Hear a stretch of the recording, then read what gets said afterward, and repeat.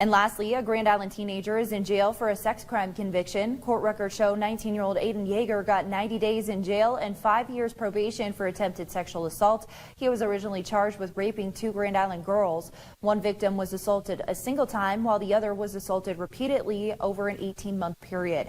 But those charges were dropped in a plea bargain. Jaeger must also register as a sex offender.